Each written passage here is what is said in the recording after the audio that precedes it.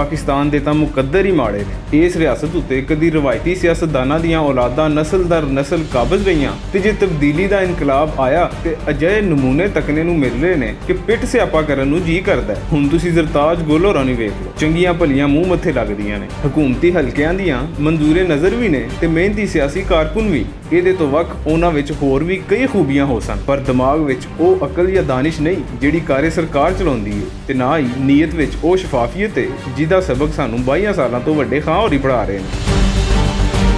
ਤੁਹਾਨੂੰ ਜ਼ਰਤਾਜ ਗੁੱਲ ਹੋਰਾਂ ਦੀ ਭੈਣ ਦੀ ਅਚਾਨਕ ਤਰੱਕੀ ਦਾ ਕਿੱਸਾ ਤੇ ਯਾਦ ਹੀ ਹੋਏਗਾ, ਜਿਹਦੇ ਪਾਰੋਂ मीडिया ने PTI ਦੀ ਚੰਗੀ ਕੱਪੜ ਝਾੜ ਵੀ ਕੀਤੀ। वज़ीर मुमलिकत ज़रताज गुल की हमशीरा शबनम गुल को डायरेक्टर नेक्टा तैनात कर दिया गया और शबनम गुल लाहौर कॉलेज बराए ख़वातीन में असिस्टेंट प्रोफेसर के तौर पर अपनी खिदमात अंजाम दे रही हैं। वज़ीर मुमलिकत बराए मौसमियाती तब्दीली ज़रताज गुल ने अपनी बहन को डायरेक्टर नेक्टा तैनात करवाने के लिए सिफारिश लगाई, जो उनको काफ़ी महंगी पड़ी।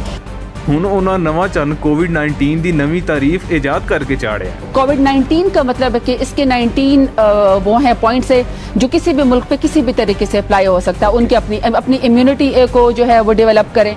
ਇਹ ਸੁਣ ਕੇ ਕਰੋਨੇ ਹੋਰੀ ਵੀ ਪਰੇਸ਼ਾਨ ਹੋ ਗਏ ਹੋਣਗੇ ਕਿ ਰੱਬਾ ਕਿੰਨਾ ਲੋਕਾਂ ਦੇ ਵਸ ਪਾ ਛੱਡੇ।